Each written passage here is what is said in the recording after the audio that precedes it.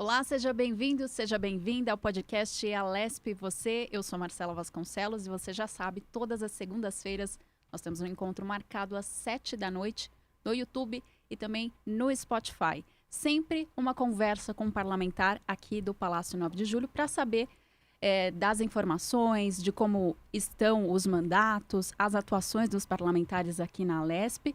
E aproveito para te lembrar que você pode acompanhar também o trabalho aqui do Parlamento Paulista através do nosso site e das redes sociais, através da TV, da Rede Alesp. E, afinal, a ideia é essa, que a gente possa estar mais que perto, estarmos juntos de você que nos ouve e também nos assiste. Hoje, o nosso entrevistado é o deputado Rafa Zimbaldi, do Partido Liberal. Ele tem 40 anos e está em seu primeiro mandato como deputado estadual. Nasceu em Campinas, foi vereador por 4 mandatos, 2 deles como presidente da Câmara lá de Campinas. Deputado, bem-vindo. Obrigado, Marcela. Quero agradecer e parabenizar a Rede Alesp por mais essa ferramenta, né? Eu, como deputado e também cidadão, todas essas ferramentas de comunicação eu considero como uma ferramenta de transparência, para que a população tenha informação, né, daquilo que o seu parlamentar está fazendo, daquilo que a Assembleia Legislativa está fazendo. Então, parabéns a você e toda a TV Alesp, Rede Alesp, pelo trabalho que vem fazendo, levando a informação à população. Hoje a gente vai falar da atuação do deputado aqui na Alesp e também sobre a trajetória política dele, o que trouxe ele até aqui, e claro, sobre os projetos, sobre as votações, sobre a comissão do qual ele é presidente.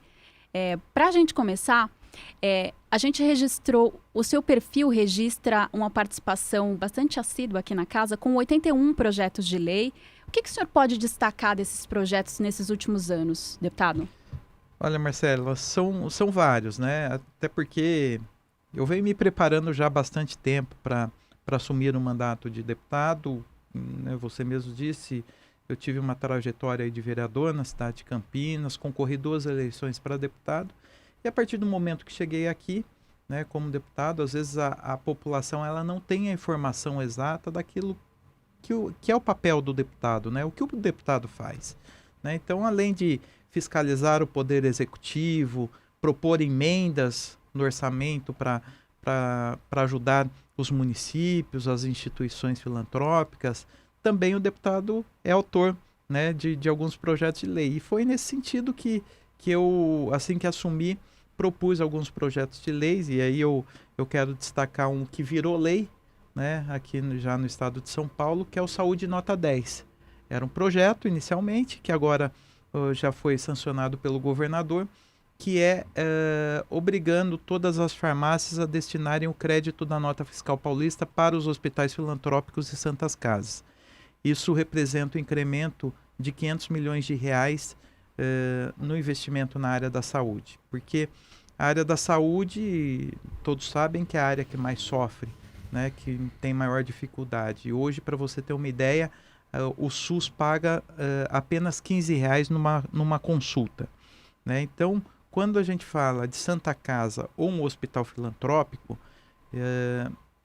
tem as dificuldades, e ela sobrevive simplesmente do repasse SUS, e que muitas vezes atrasa e tem toda essa dificuldade, e eles fazem aquilo por amor, pela filantropia, né? Então, esse projeto que já se tornou lei, agora nós estamos já em contato com a federação, com a FEOSP, Federação dos Hospitais Filantrópicos e Santas Casas, solicitando aí para que a gente possa colocar esse projeto em prática, para que as farmácias destinem o cupom da nota fiscal paulista para todos os hospitais filantrópicos. Nesse sentido, vai a minha próxima pergunta. Então, no mês de novembro, o governo, através de um projeto de lei, né, reformulou e unificou os programas de apoio financeiro. Na avaliação do senhor, facilita esse repasse, digamos assim, para as santas casas em particular? Muito. Nós tínhamos dois programas do Estado de São Paulo, o Pró Santa Casa e o Santa Casa Sustentável, que eram 2 programas distintos.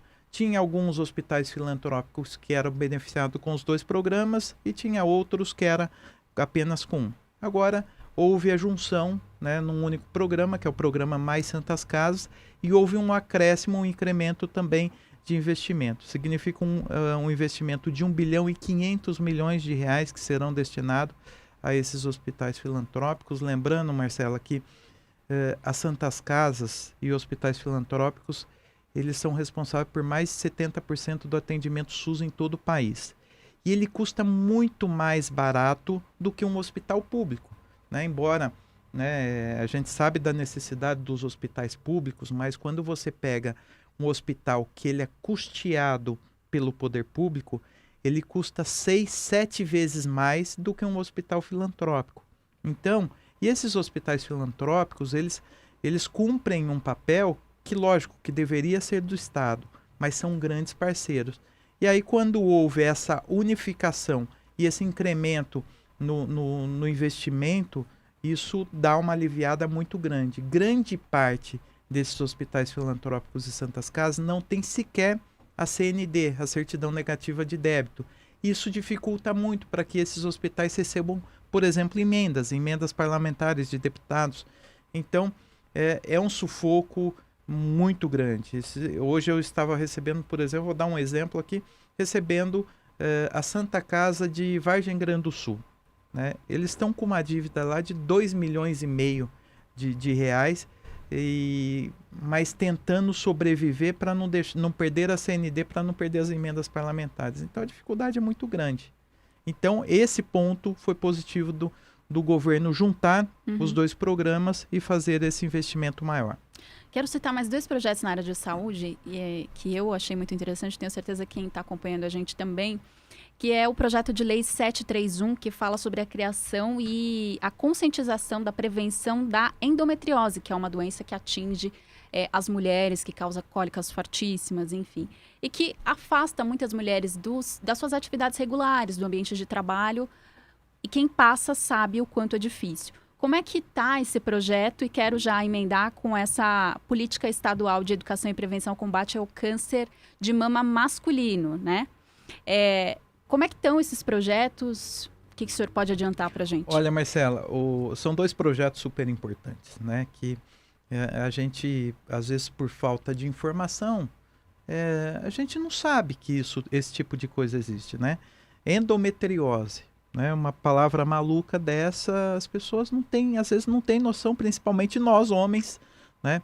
Eu fui aprender o que é isso dentro de casa, com a minha esposa, né? Que nós tivemos abortos, 3 abortos, e aí nós começamos a investigar os problemas todos, e aí nós descobrimos a tal da endometriose, enfim, aí, e tudo isso fez com que eu fizesse esse projeto, que muitas vezes as mulheres, né, como você disse, têm cólicas, têm dificuldade em engravidar, e às vezes não sabe o motivo.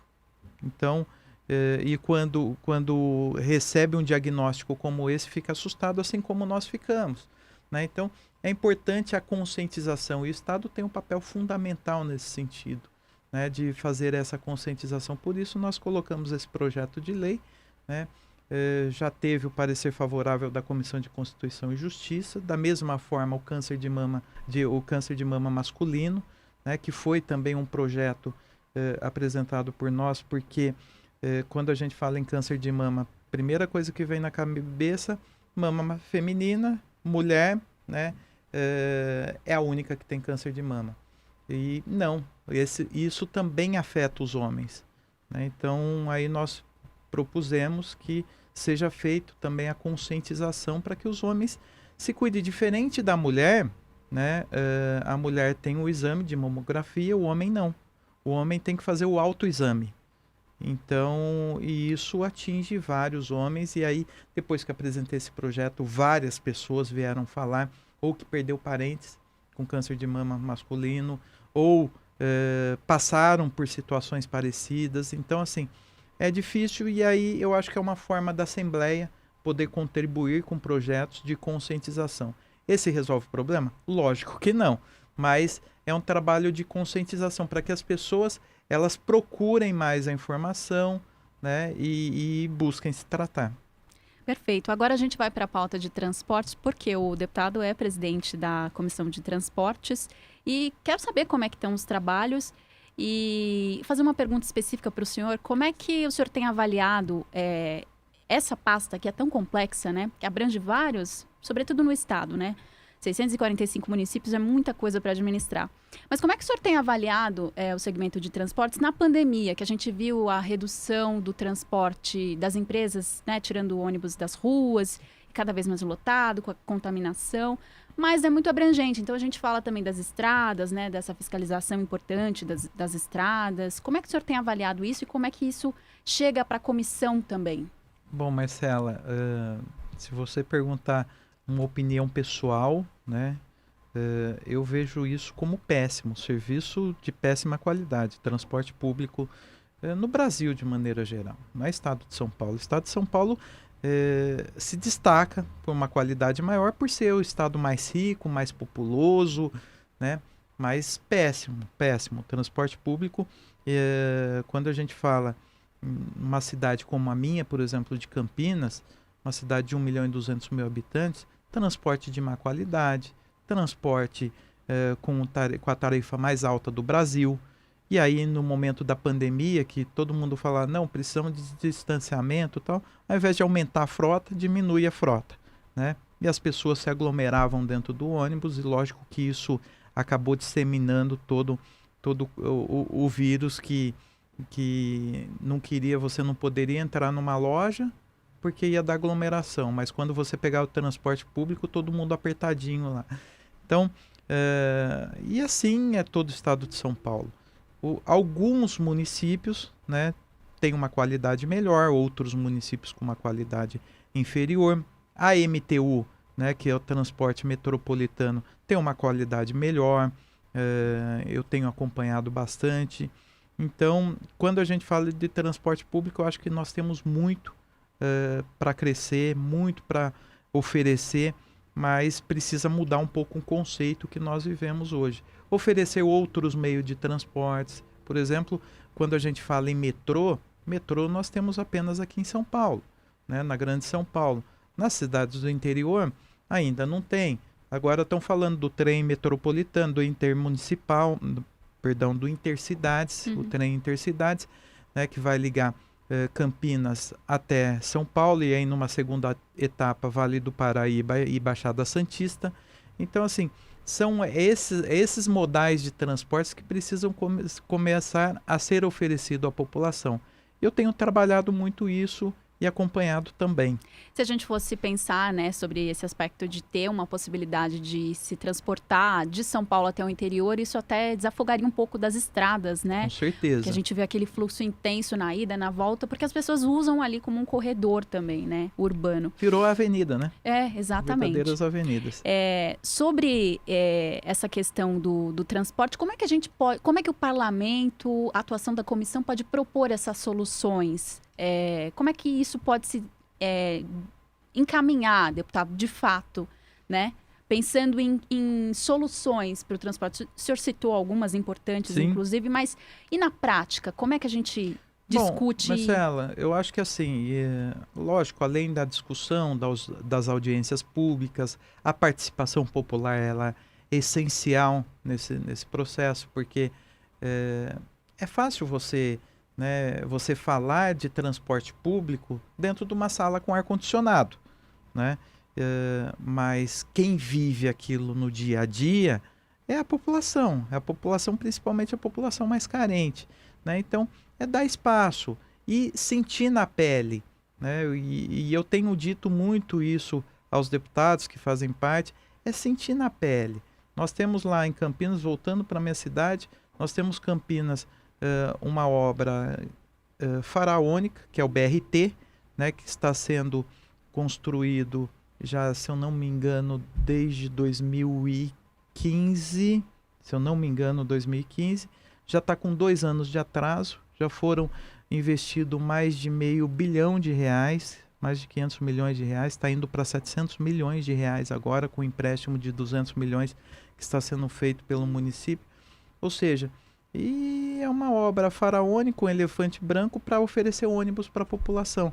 E a mesma qualidade que já está sendo oferecida. Então, assim, precisa mudar a visão, né? daqueles que assumem um cargo de secretário de transportes, né, mostrar que existem outros modais, pode ser até mais caro, mas hoje existem as parcerias público-privadas, você trazer empresas multinacionais para fazer os investimentos aqui no Brasil, e tem muita empresa interessada.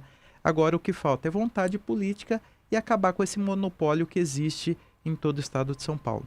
O senhor citou as audiências públicas, vamos chegar nesse tema, porque o senhor é autor da resolução 16 de 2021, que determina que sejam realizadas audiências públicas para discutir a implantação de pedágios nos municípios. Quero te ouvir sobre isso, eu aposto que quem está acompanhando a gente também. Que é outra loucura, né? Nós temos aqui o maior número de praças de pedágio, os pedágios mais caros do país também aqui no estado de São Paulo, né? E eu concordo que nós temos as melhores rodovias, mas não dá, é impagável, né? E às vezes as pessoas me perguntam, Rafa, mas você briga tanto por questão de pedágio, mas isso não afeta tanto a população. Isso afeta a população mais rica, né, que pega o carro. Não, afeta todos. Porque a partir do momento que você tem um pedágio caro, né, você paga o transporte, o frete do alimento que chega até a sua mesa, o medicamento que você vai precisar. Ou seja, afeta a todos nós. Mesmo aquela pessoa que sequer tem carro, que usa o transporte público, né? Então, nós propusemos esse projeto, obrigando a Assembleia Legislativa e o Poder Executivo a realizar audiência pública com a participação e garantindo a participação popular, né, da concordância ou não da instalação de pedágio. E por que eu digo da concordância ou não? Porque às vezes, Marcela, existe a necessidade de uma praça de pedágio. Vou te dar exemplo de uma cidade litorânea aqui, que é a cidade de Ubatuba, né? Cidade de Ubatuba é uma cidade de 70 mil habitantes. Chega em dezembro, janeiro, essa população ela triplica, quadriplica. E o serviço público oferecido à sua população e aos turistas são os mesmos para 70 mil habitantes. Então você pega lá o Hospital de Ubatuba, Santa Casa de Ubatuba, a estrutura dela é a mesma em março e a mesma em dezembro, em janeiro. Então, houve uma discussão muito grande. Precisa colocar pedágio porque a população que entra dentro da cidade de Ubatuba paga o pedágio, e aí isso ajuda no custeio aí de um hospital, na estrutura dos bairros, né? Você colocar uma infraestrutura melhor. E a população, nesse caso, também era a favor, né? Então, por isso, a importância da audiência pública e ouvir a população, diferentemente do que acontece em outra cidade litorânea, como em Itanhaém, que o governo do estado está instalando uma praça de pedágio, dividindo 2 bairros, né, de Itanhaém. Ou seja, se você for atravessar para outro bairro, você precisa pagar pedágio. Isso vai prejudicar e muito a população de uma única cidade. Então, por isso nós protocolamos esse projeto aí, para que a Assembleia, o Governo do Estado, ouça a população, dê voz à população. Esse é o podcast Alesp Você. Nós estamos mais que perto, estamos juntos com o deputado Rafa Zimbaldi, do PL, e falamos do interior, né, de Campinas, fomos para o litoral, vamos voltar para o interior de novo.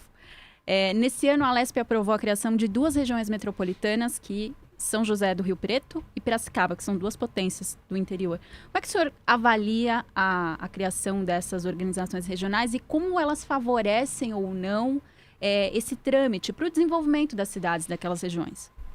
Olha, eu vejo isso com muito bons olhos. A necessidade, lógico, que desde que funcione de verdade, né?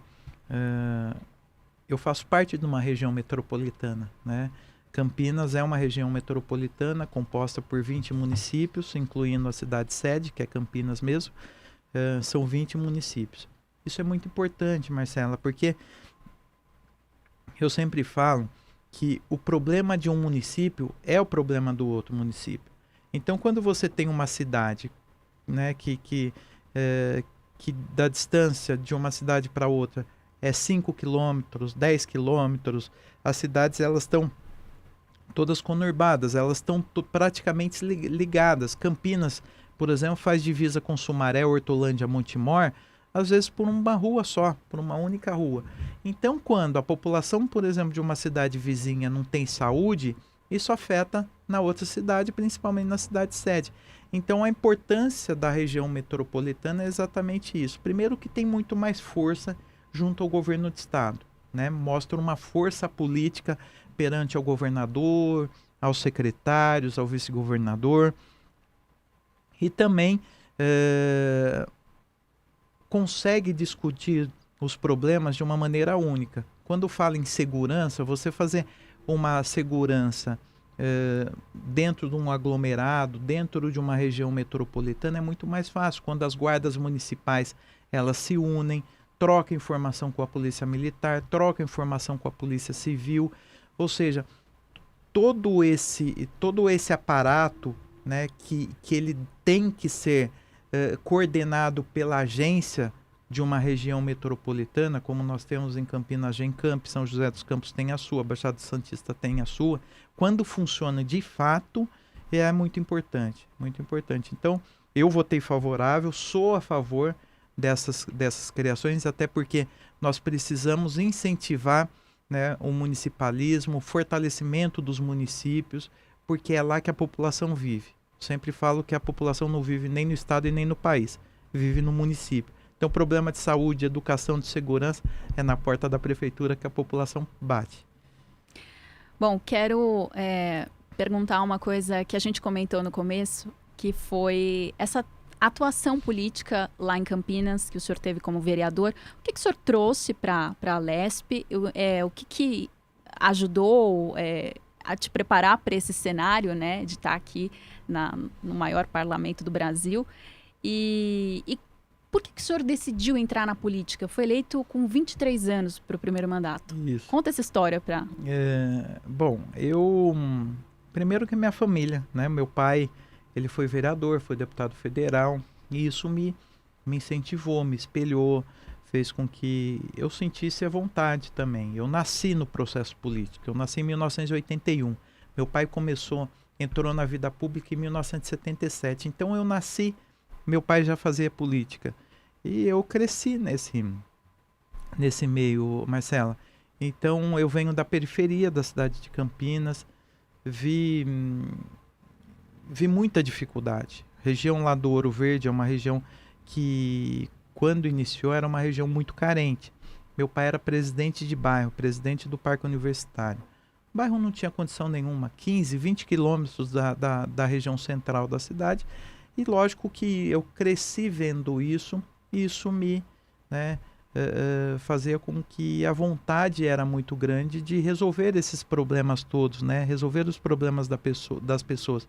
E aí meu pai, né, foi vereador, eu acompanhei todo o trabalho dele, e eu via quando ele conseguia uma emenda aqui no estado, no governo federal, para levar um asfalto para um determinado bairro. Isso era, né, transformar a vida das pessoas. E eu tinha um trabalho numa instituição, eu fui fundador e idealizador de um projeto social em Campinas. Isso nos anos de 2000, 2001. E esse projeto social ministra até hoje cursos profissionalizantes gratuitos. Nós já formamos mais de 25 mil pessoas. Nós temos dentro desse projeto social mais de 100 voluntários, né? Então, um projeto social muito grande que funciona nessa região que eu nasci, que eu cresci, que é a região do Ouro Verde. E isso fez com que isso despertasse a vontade política. Então, lógico que houve um incentivo também por parte da população. Aí eu fui candidato, fui o segundo vereador mais votado da cidade, foi uma surpresa para todo mundo. Eu tive mais de 11 mil votos nessa eleição. E aí aquela vontade de mudança, né, de transformação, fez com que a gente crescesse ainda mais, né? Aí, graças a Deus, eu fui para uma reeleição, 2008, aí fui para uma terceira reeleição, a quarta reeleição. Então, a última eleição eu fui o vereador mais votado da cidade, com 13 mil votos. Então, fui presidente 2 mandatos, né, como presidente da Câmara, fiz um trabalho lá de combate à corrupção, cacei 2 prefeitos por corrupção, o Ministério Público apontou um desvio de mais de 700 milhões de reais na cidade, criei 2 distritos através do voto popular, a população votou, participou da criação do distrito do Ouro Verde e do Campo Grande. Eu fiz a maior economia da história da Câmara Municipal, economizei metade de um orçamento, 60 milhões de reais nós fizemos em economia, cortando gasto, cortando contratos, fazendo auditoria em todos os contratos, cortamos mais de 1.500 cargos. Quando assumi a Câmara Municipal tinha 1.700 cargos comissionados. Hoje a Câmara Municipal tem 170 cargos comissionados. Então, nós fizemos um corte muito grande. E agora, né, cumprindo o meu papel como deputado estadual, o único deputado de Campinas, com a maior votação. Eu sou o deputado de Campinas mais votado. Dos 81 mil votos, 50 mil foram em Campinas, mais 10 mil na região metropolitana. Isso faz com que eu cumpra o meu mandato aqui. Lógico, né, deputado é deputado do estado todo, mas com um olhar muito especial para a nossa região, né, e o fortalecimento dos municípios, como eu disse. Bom, a gente falou sobre o desenvolvimento regional, sobre saúde e transporte, né, que são as suas atuações em grande parte aqui pela casa. Mas o senhor também coordena a Frente Parlamentar de Combate ao Enfrentamento às Drogas. O que esse tema interliga com os outros? Tem alguma relação? Como é que o senhor enxerga isso e como é que tem sido a atuação? Porque há uma discussão bastante importante para o momento em que a gente está vivendo, né? Marcela, nem me fale, né? É desesperador, né? O que a gente já via já era uma situação complicada e agora piorou muito pela questão da pandemia, né? Até porque as pessoas caíram em depressão e fez com que o uso de álcool, de droga, aumentasse ainda mais. O Brasil, ele é o número 1 no mundo em consumo de crack, o segundo em número de cocaína, em consumo de cocaína, e nós temos, né, vou usar entre aspas aqui, nós temos a cocaína mais pura do mundo.